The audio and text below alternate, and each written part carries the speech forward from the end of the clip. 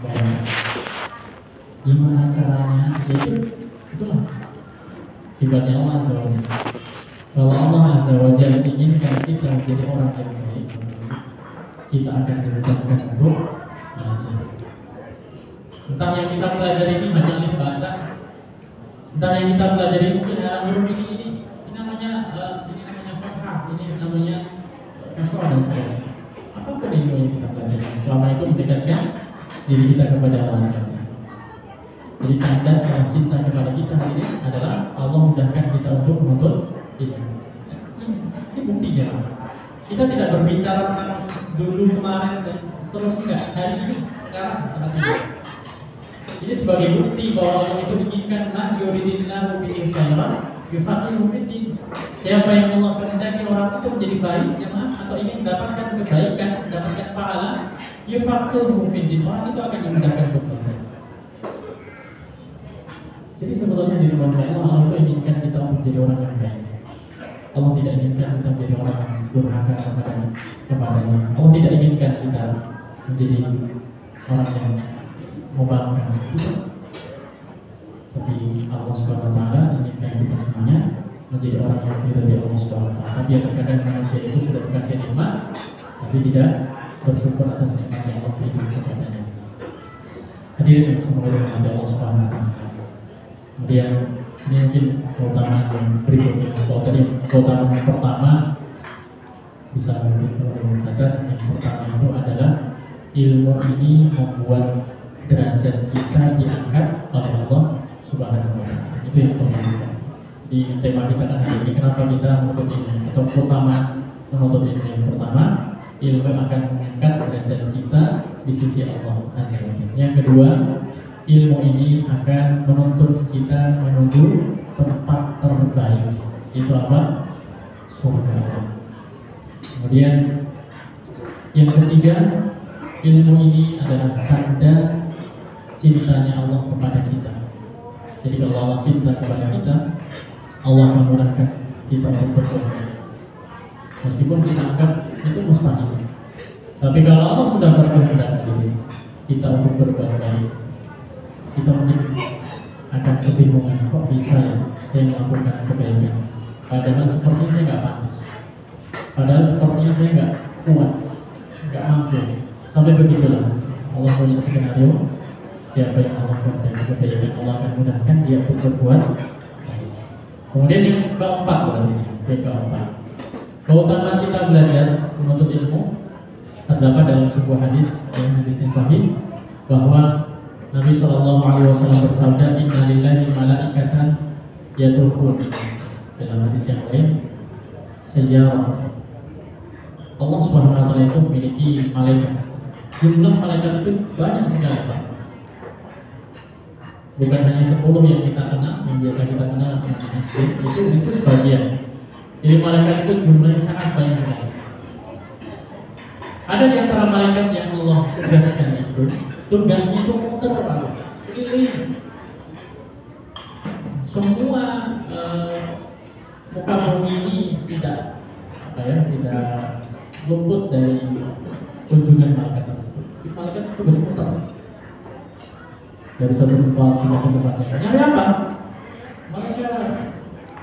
Dan malaikat itu kan terbang. Malaikat itu kan punya sayap.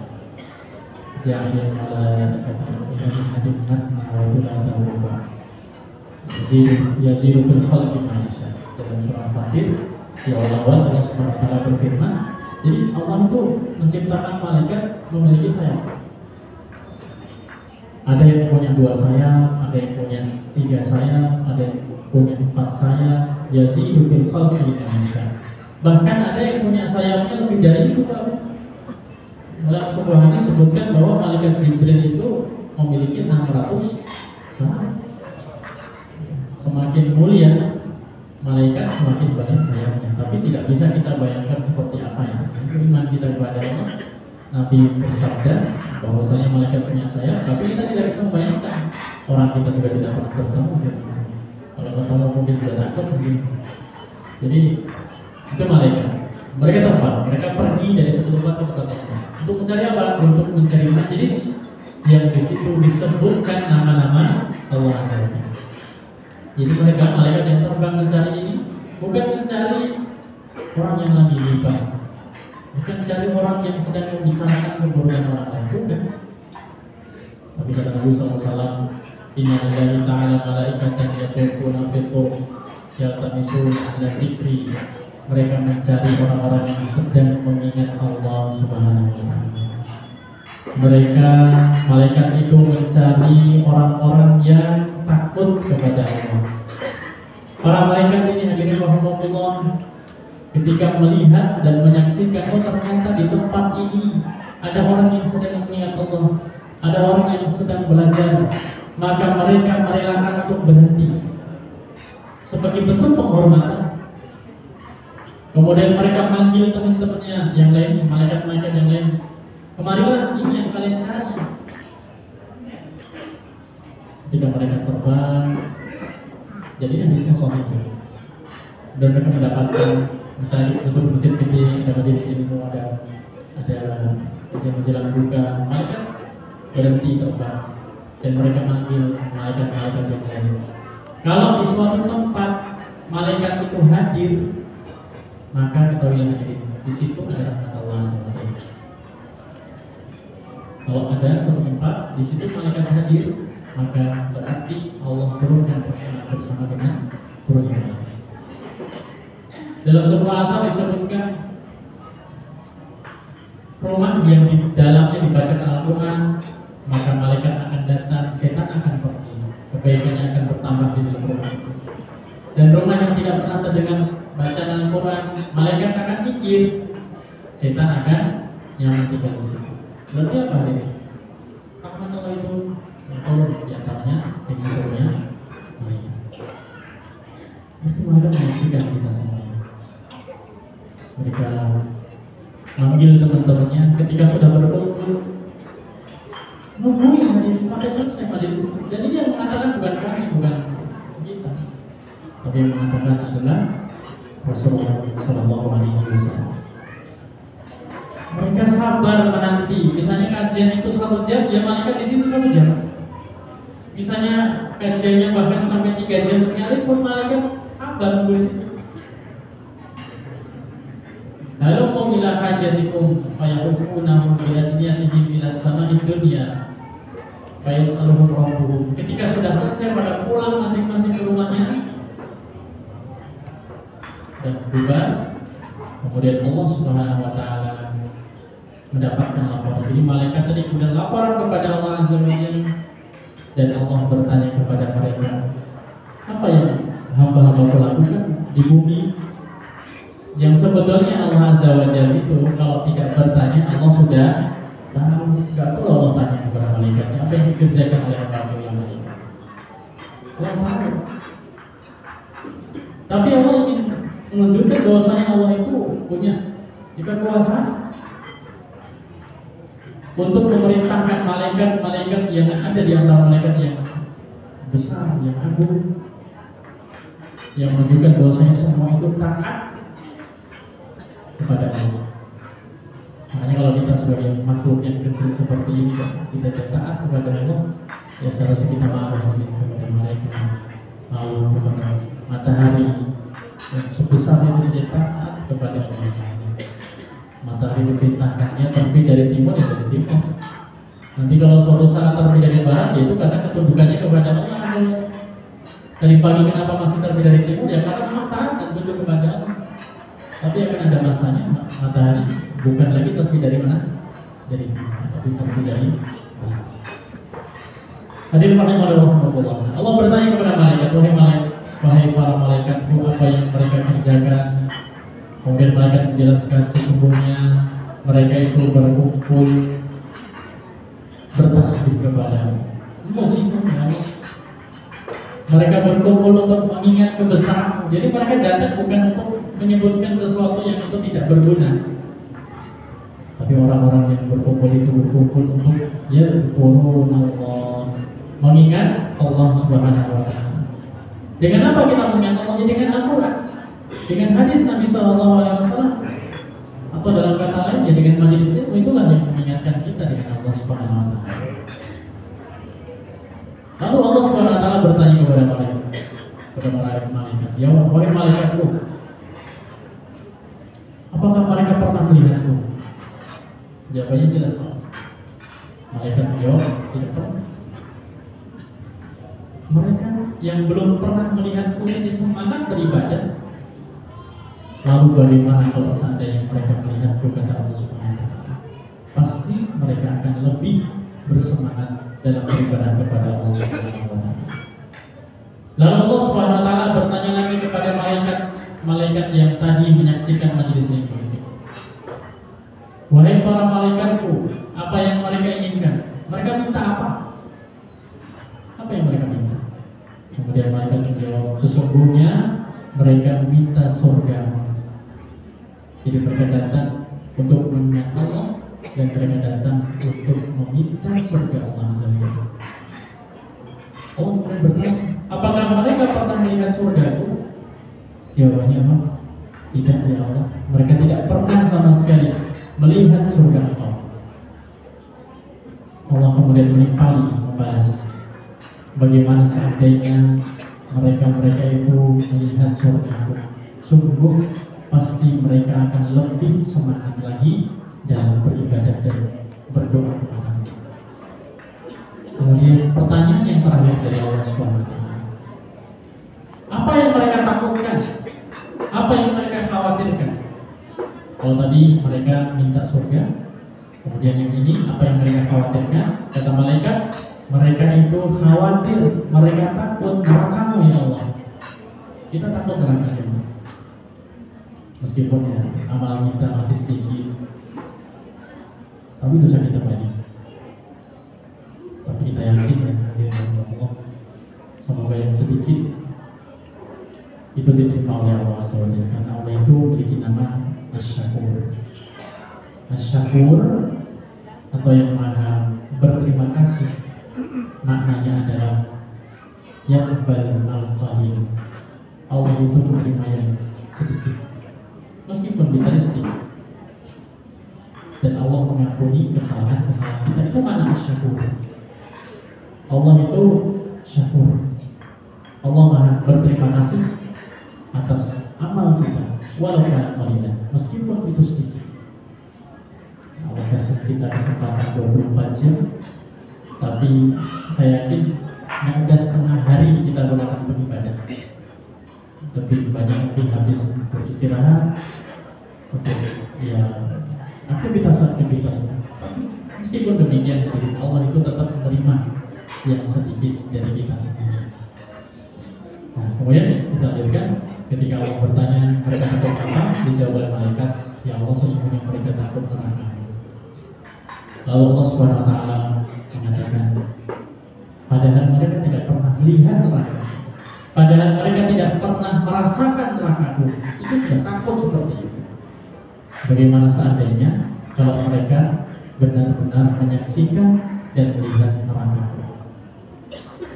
Hadirin rahimakumullah. Lalu Allah Subhanahu wa Ta'ala tunjukkan kasih sayangnya kepada hamba-hambanya. Allah Subhanahu wa Ta'ala mengatakan, sesungguhnya aku telah ampuni mereka semuanya.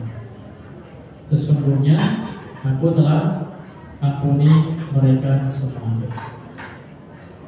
Jadi Allah yang mengatakan kepada malaikat-malaikatnya, wahai malaikatku, saksikanlah orang-orang yang kamu lihat tadi, yang kalian lihat ketika di dunia tadi. Aku ampuni semua. Jadi ini keutamaan yang keempat. Ilmu ini ketika kita belajar, kita menuntut ilmu, menghadiri kajian, dosa-dosa kita secara otomatis akan dihapuskan oleh Allah SWT.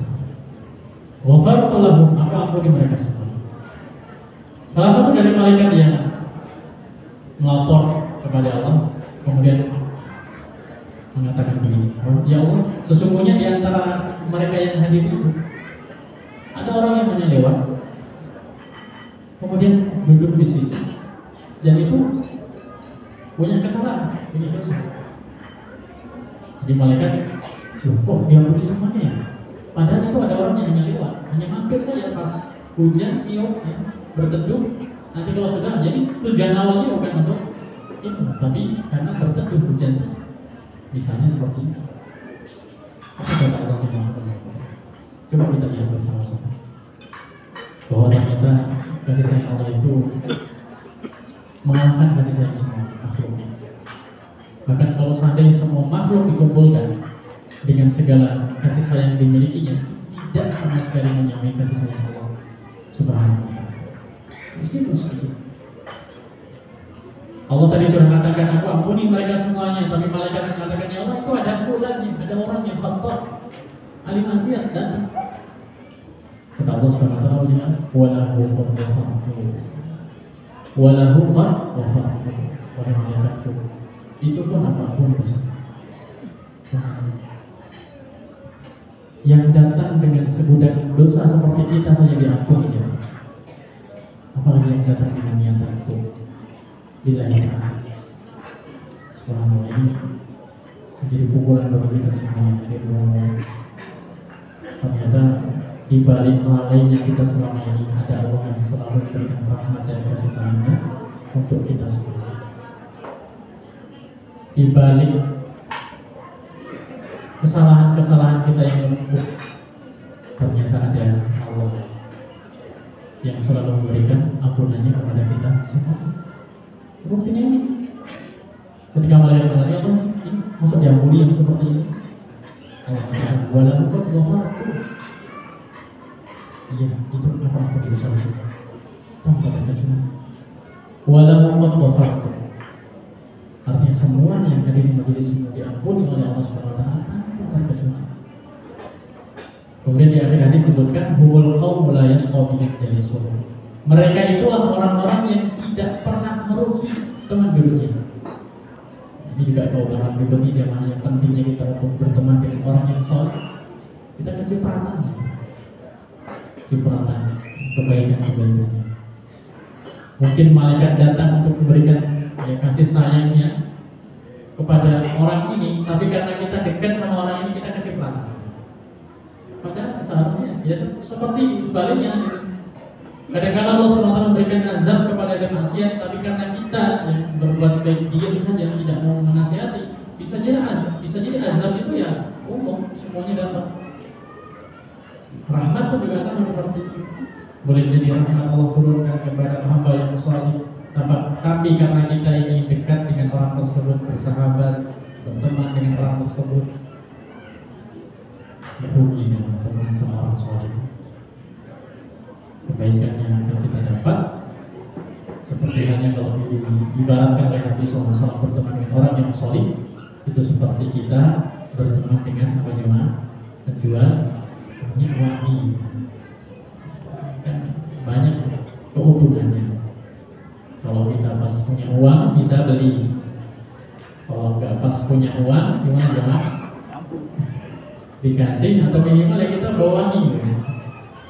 Sedangkan kalau kita berteman dengan orang yang buruk, seperti kita berteman dengan ya, orang yang ahli besi, kerjanya dengan api, kita bisa terbakar bajunya, atau kalau nggak terbakar kita mencium bau yang tidak sedap, bau besi yang terbakar. Hadirin Bapak Ibu yang semoga dirahmati Allah Subhanahu wa ta'ala. Jadi ini ya, subhanallah, rahmat Allah yang senantiasa menghampiri kita terlebih di bulan Ramadan seperti ini jemaah. Ini yang semoga membuat kita semangat untuk mengembalikan kemuliaan ilmu, dimulai dari masjid yang kita tempati. Di masjid gede ini kita juga saat ini berada di sini tidak luput dari keutamaan yang disebutkan oleh Nabi SAW. Allah katakan kepada malaikat, kita nggak tahu berapa malaikat yang hadir, tapi kita iman. Ini bagian dari iman kita kepada Allah. Malaikat datang yang sekian. Kelak, ya menjadi saksi kebaikan kita pada hari ini. Dan mereka melaporkan kepada Allah Subhanahu wa ta'ala. Kita bisa membayangkan itu, karena ini hadis juga hanya berlaku waktu itu ya, sekarang juga berlaku. Allah mengatakan aku ampuni mereka semua. Allah kita datang dengan segudang dosa, dengan sesamudera maksiat, tapi Allah sendiri yang mengatakan humul qaum la yashqa bihim jalisuhum. Mereka adalah orang-orang yang tidak pernah beruntung. Jadi ilmu ini adalah sumber keberuntungan. Ilmu ini adalah sumber keberuntungan. Kita beruntung dua kali, di dunia maupun di akhirat. Maka Allah mengatakan siapa yang ingin dunia maka caranya dengan ilmu, siapa yang ingin akhirat caranya dengan ilmu, dan barang siapa yang ingin dua-duanya dunia dan akhirat maka juga didapatkan dengan ilmu. Oleh karena itu hadirin Allah, di antara doa yang setiap pada subuhnya pagi dibaca oleh Nabi Shallallahu Alaihi Wasallam adalah apa? Jadi Allahumma inna nas'aluka ilman nafi'an wa rizqan thayyiban wa amalan mutaqabbalan. Pada subuh Nabi baca doa ini. Kita pun juga sebagai umat Nabi Shallallahu Alaihi Wasallam, monggo kita rutinkan, kita istiqomahkan di pagi hari. Ini di antara zikir yang kita baca. Allahumma inna nas'aluka ilman nafi'an wa rizqan thayyiban wa amalan mutaqabbalan. Ini yang bisa kami sampaikan, semoga bermanfaat. Jadi penyemangat kita dalam menuntut ilmu. Dan sebelum kita tutup, mohon izin untuk bisa menyampaikan doa yang itu untuk kebaikan kita, kebaikan negeri kita, kebaikan dunia dan umat muslim semuanya. Bismillahirrahmanirrahim. Alhamdulillahirabbil alamin. Wassalatu wassalamu ala rasulillah wa ala alihi wa sahbihi ajma'in. Allahumma ighfir lil muslimina wal muslimat wal mu'minina wal mu'minat al-ahya'i minhum wal amwat innaka sami'un qaribun mujibud da'awati ya qadiyal hajat. Allahumma ighfir lana wa liwalidina warhamhum kama rabbawna shighara. Allahumma inna nas'aluka ilman nafi'an wa rizqan thayyiban wa amalan mutaqabbalan. Allahumma inna nas'aluka al-huda wat tuqa wal 'afafa wal ghina. Allahumma ati nufusana taqwaha wa zakkiha anta khairu man zakkaha anta waliyuha wa mawlaha. Allahumma ighfir lana wa liwalidina warhamhum kama rabbawna shighara. Allahumma ighfir lana wa liwalidina warhamhum kama rabbawna shighara. Allahumma ighfir lana wa liwalidina warhamhum kama rabbawna shighara. Allahumma aslih ahwalal muslimina fi kulli makan wa zaman. Allahumma aslih syababal muslimina fi kulli makan wa zaman. Allahumma a'izzal islam wal muslimin wa dammir a'da'aka a'da'ad-din. Allahumma ansur ikhwanana fi Filastin nasran mu'azzara. Allahumma kun lahum 'aunan wa dhahira. Allahumma kun lahum 'aunan wa dhahira. Allahumma arina 'ajaiba qudratik. Allahumma arina 'ajaiba qudratik. Allahumma saddid ramyahum ala aduwika wa aduwwihim ya rabbal alamin. Allahumma shfi mardahum. Allahumma shfi mardahum wa taqabbal shuhada'ahum. Allahumma shfi mardahum wa taqabbal shuhada'ahum. Allahumma wahid sufuqahum. Rabbana atina fid dunya hasanah wa fil akhirati hasanah wa qina adzabannar. Wassalamualaikum warahmatullahi wabarakatuh. Allah